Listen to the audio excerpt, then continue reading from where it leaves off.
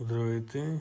Сега ще поговорим за това какво ни очаква на 8 октомври, вторник.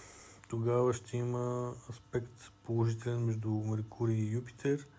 Ако дълго време сте имали проблем, който е имал нужда от решение, във вторник е подходящ момент да потърсите решение отново, като вероятно ще получите по-положителен резултат от преди.